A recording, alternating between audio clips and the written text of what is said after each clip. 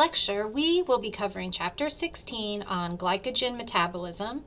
How do we add and remove glucose from this complex carbohydrate?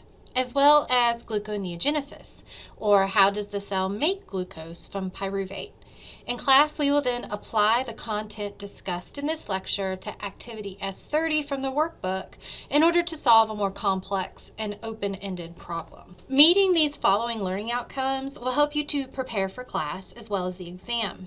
In this video, we will compare and contrast glycogen synthesis and breakdown, discuss how this is regulated, discuss the role of phosphorylating enzymes in order to activate and or deactivate enzymes, analyze the role of the hormones insulin and glucagon in the regulation of glycogen metabolism.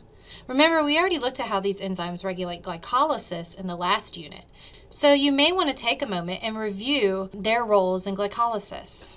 We will then compare and contrast glycolysis and gluconeogenesis, which we've already done in class a few times, but more formally here. Then, when we meet in class, we will apply the content to align all the various ways in which we regulate glycolysis versus gluconeogenesis in the liver and in the muscle.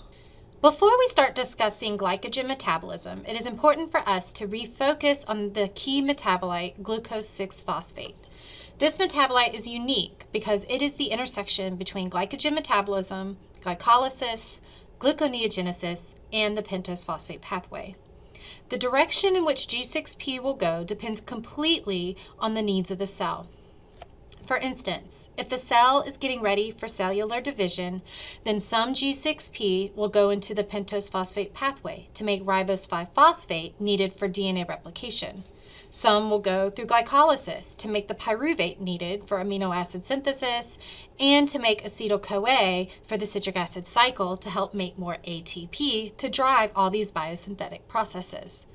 Otherwise, if the cell is in a resting state with sufficient ATP and other macromolecules, then G6P may be shuttled into glycogen synthesis for long-term storage. As you may recall from Chapter 8, glycogen is the glucose polymer used by the animal cell to store glucose. Each glycogen molecule contains polymers of glucose linked through alpha-1,4 linkages with multiple alpha-1,6 branch points, giving multiple non-reducing ends. It is from these non-reducing ends that glucose molecules are rapidly cleaved using 3 different enzymes: glycogen phosphorylase, glycogen debranching enzyme, and phosphoglucomutase. This highly branched structure is what allows the cell to rapidly free and mobilize multiple glucose molecules at a time. Glycogen phosphorylase cleaves glucose molecules from one of the non-reducing ends using a phosphate group substitution to make glucose 1-phosphate. The glycogen debranching enzymes helps to relocate branches as glycogen phosphorylase gets close to a branching fork, and phosphoglycomutase converts G1P to that recognizable G6P metabolite from glycolysis. Again, glycogen phosphorylase is the enzyme that cleaves a molecule of glucose from one of the many non-reducing ends of glycogen to produce a free molecule of glucose 1-phosphate. It is activated by AMP and inhibited by ATP, G6P, and glucose. Activation of this enzyme, however, must first be initiated by glucagon, the hormone that signals when our blood sugar is low. Glucagon then triggers phosphorylation of that enzyme, which then utilizes cofactor PLP, a vitamin B12 derivative, to help coordinate the phosphate group with the terminal glucose on one of the branches of glycogen. PLP also aids in the acid-base catalysis to cleave glucose. This enzyme can then continue to cleave glucose molecules from a branch of glycogen until it reaches 5 to 4 molecules away from a fork. At that point, the enzyme can no longer fit into the space, and we must utilize a second enzyme that we had mentioned earlier, the glycogen debranching enzyme. This enzyme transfers a trisaccharide unit from the diminishing branch to another branch end, allowing glycogen phosphorylase to continue working on the newly extended end, while the remaining 1 or 2 glucose molecules that are at the first end can actually be cleaved by glycogen debranching enzyme through hydrolysis to give a free glucose molecule. Adding excess glucose molecules to glycogen requires 4 steps. First, G6P is converted to G1P using the reversible enzyme phosphoglucomutase. Then, we exchange the phosphate group on G1P with a UDP molecule from UTP to make UDP glucose using UDP glucose pyrophosphorylase. Because this reaction is coupled with the hydrolysis of pyrophosphate, this reaction is highly exergonic and irreversible. The enzyme glycogen synthase then transfers glucose to one of the non-reducing ends on the C4 of glucose, releasing UDP. The branching enzyme can then create new forks and branches as glucose molecules are added. The synthesis or breakdown of glycogen is regulated through a number of different hormonal and metabolic controls. The breakdown of glycogen to release glucose is activated by the hormone glucagon in the liver cells and epinephrine in muscle cells, while the hormone insulin initiates synthesis. When either glucagon for liver cells or epinephrine for muscle cells is sensed by cellular receptors, a phosphorylation cascade mediated by adenylate cyclase is activated. This cascade then sequentially activates a series of kinases, which eventually phosphorylates and activates glycogen phosphorylase, the first enzyme in glycogen metabolism that breaks down and frees up G1P that can then be converted into G6P. Alternatively, when insulin is sensed by the cell, this cascade is turned off, and dephosphorylating enzymes are activated in order to inactivate glycogen phosphatase and activate glycogen synthase. Let's now shift and discuss gluconeogenesis. As you recall, gluconeogenesis is the process by which glucose can be synthesized when dietary glucose and glucagon has been exhausted by the cell using non-carbohydrate precursors such as metabolites in the breakdown of fats or amino acids. This process primarily only occurs in the liver, though sometimes can occur in the kidney. So if the brain, heart, or muscle have depleted their glycogen stores and free blood glucose, they depend on the liver to help synthesize more glucose. While a number of different sources can be used as precursors for gluconeogenesis, they all must first go through the citric acid cycle intermediate of oxaloacetate. Later in the term, we will explore how various byproducts of protein and fat catabolism can be used to help generate ATP and glucose. But first, let us just focus on how gluconeogenesis differs from glycolysis and how it is regulated.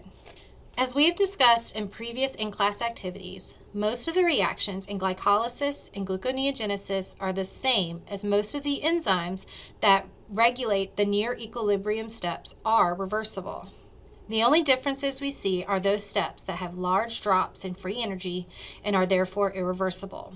For these steps, the cell must utilize different enzymes, sometimes more than one, in order to reverse the reactions. These steps in glycolysis are step 1, hexokinase, step 2, phosphofructokinase, and step 3, pyruvate kinase, all of which have large negative delta Gs. Looking from the perspective of gluconeogenesis, the first step we must reverse is the last step in glycolysis, or the step in which PEP is converted to pyruvate. In order to convert pyruvate back to PEP, the cell actually utilizes 2 different reaction steps. In step 1, pyruvate carboxylase converts pyruvate to oxaloacetate using both ATP hydrolysis to drive the reaction and bicarbonate as a co-substrate.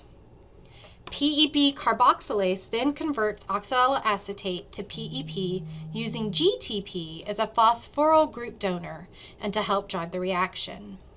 During this step, we also release a molecule of CO2.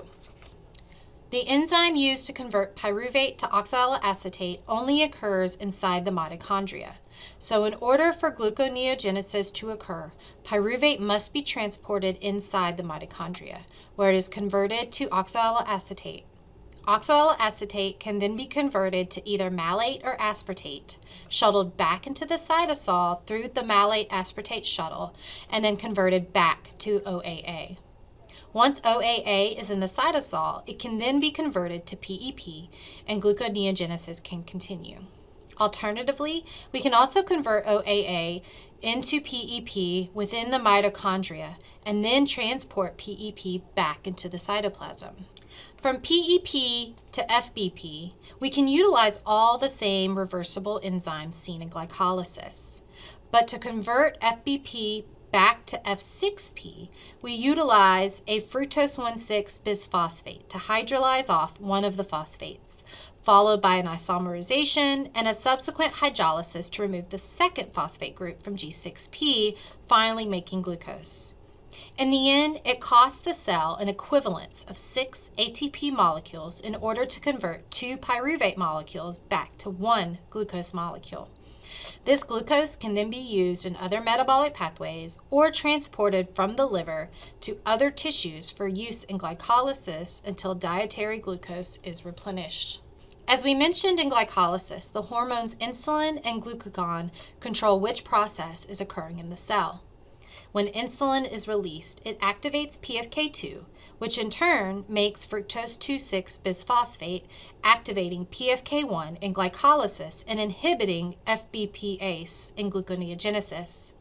Additionally, acetyl-CoA, a buildup intermediate of the citric acid cycle, is shut down, activates pyruvate carboxylase, therefore activating gluconeogenesis, while alanine inhibits pyruvate kinase, stopping glycolysis.